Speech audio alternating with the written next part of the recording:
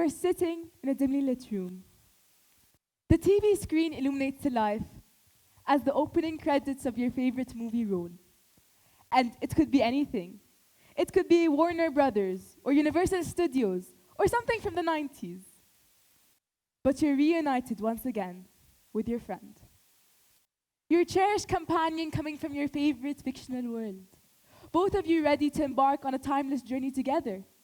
Or you could be also sitting in a dimly lit room, but with a small night lamp next to you. And with every event, as the story escalates and unfolds, your heart pounds with the familiar thrill of being around your fictional character. You wear your thinking caps on in times of hardship, in times of difficulty, when searching for solutions. You see through your friends' eyes when they're not okay and when they're in need of a hug. And you accompany them on your very journey to the very end. And sometimes it continues even further in your imagination. That's when I started noticing that these characters, they aren't just figures on the screen. They're not just descriptions in books, but they are friends who share your joys and your sorrows, whose dreams inspire yours, and whose lessons and morals resonate with you.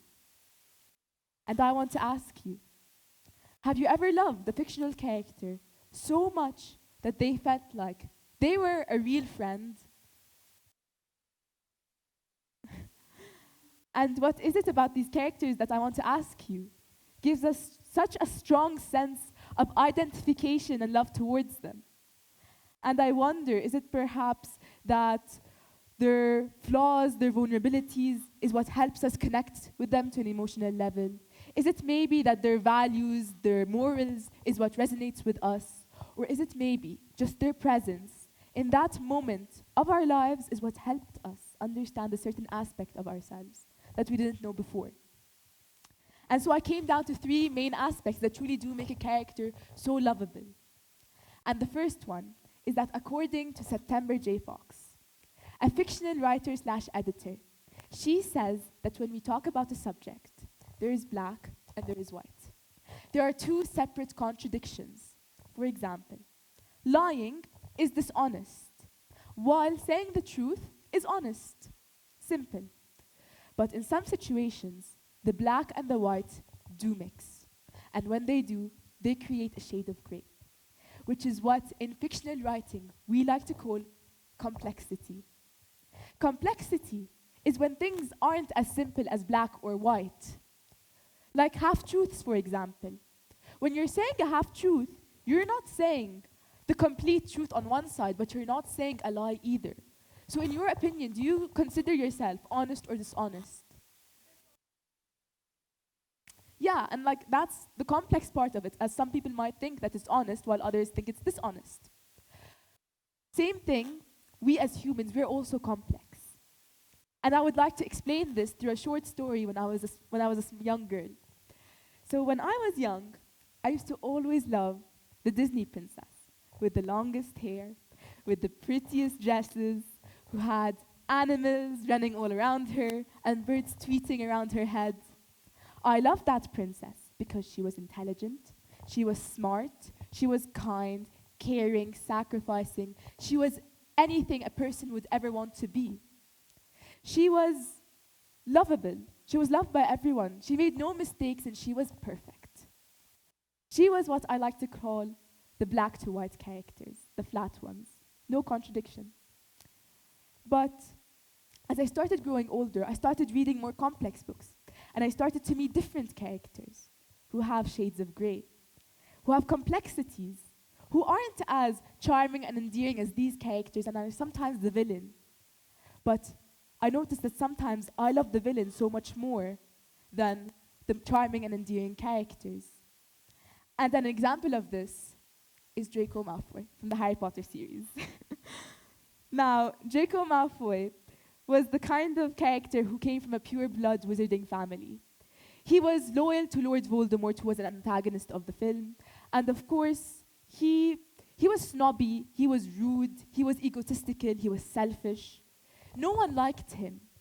But in the moment where I saw where he was supposed to kill Dumbledore, his professor, 2 separate contradictions were playing upon him, which is firstly, the family struggles and him keeping his status and his own name, and being loyal to his family, of course, and his own morals, that he does not want to kill his professor. So he chose to follow his own morals, and he didn't kill his professor, which may have made him a coward towards his family. But in my opinion, I loved that he followed his morals. I loved that part of him, and it made him seem more of a misunderstood hero for me than a villain. The second characteristic and aspect I would like to talk about is authenticity. We all hold a rare gem within us. Our opinions are different than one another, each and every one of us. We all have our certain tapestry and shades of colors, and our hearts beat with different rhythms. That's what makes us unique and different. And I feel like sometimes we need characters to remind us of this uniqueness that lives within us. And an example of this is Anne with an E. Anne with an E, I'm sure you know her. She has the orangish reddish hair with the freckles.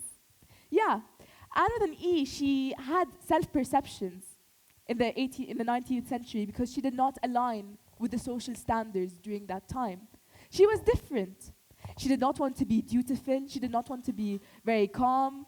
She did not want to marry at a young age. She did not want to really stay quiet and pursue. She wanted to pursue her education, which was not very accepted during that time. She wanted to dress differently, and she was just different than everyone else. And when she went to school, people didn't want to talk to her because she was seen as eccentric and weird. And throughout the story, we see Anne, she tries to change herself to fit into that mold, to be what people want her to be. But in the end, she sees that she cannot be a better person than herself. And she accepts that about herself. And she pursues what she wants to pursue. And she studies what she wants to study, she wears what she wants to wear. And this is the authenticity that I am talking about. Same thing with August Pullman from Wonder. People always said that August, he had a disformed face, that he was not accepted in school because he looked differently, because he liked Star Wars, which wasn't very cool, because he was a science geek, and no one really liked science geeks. And August did not like school for a lot of the time in the story because he wanted to change himself to be accepted. But in the end, he also figures out that he cannot be a better person than himself. So he embraces his genuine personality, he embraces his authenticity, and this is what makes people love him. And that's what made him one of my favorite characters too. Finally, I would like to conclude with the final aspect that I think truly makes a character so lovable. It is hidden stories. Often, in books and movies, we like characters that hide. It could be simple. It could be like Spider-Man, Batman, whoever it was, who had like secret identities. We liked that as a child. But as we started growing a bit older, sometimes characters, we see them hide more complex things, more secretive things. And why do we like characters that hide is the real question. This is because that we as humans, we like to hide too. We like to hide our flaws. We like to hide our vulnerabilities. We like to hide our desires. We like to hide because we fear rejection from society. We don't want people to tell us, no, we don't like you. So that's why we hide these things, because we don't want people to turn on us. And so is the character, the Beast, from Beauty and the Beast. Because the Beast, he conceals an inner, beautiful, kind-hearted, sweet character behind all of this monstrous exterior. Because his monstrous exterior defies him from revealing who he is, because he fears rejection from society. The Beast fears that if he shows up as his authentic self, then people would use him, people will abuse him, and he does not want that to happen to him. So he masks a total different personality, a vicious personality, a monstrous personality, to match his outer exterior, so people would fear him, people would not hurt him.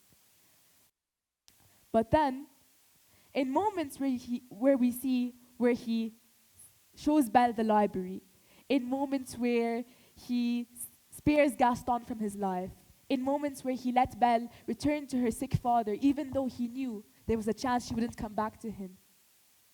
We see the true nature of the beast actually show. And we love that about him. We love the hidden side that he's hiding from society. And we relate to that. Finally, I would like to conclude that my characters resonate differently than your characters. And I feel like it comes down to complexity, authenticity, and hidden stories that truly do make a character different and truly lovable. And I want to finish this talk with one final question. That is it perhaps with every new movie, with every new book, with every new character encounter, that we are getting to befriend the unknown parts of ourselves? Well, that's a question for a different time. Thank you so much for listening.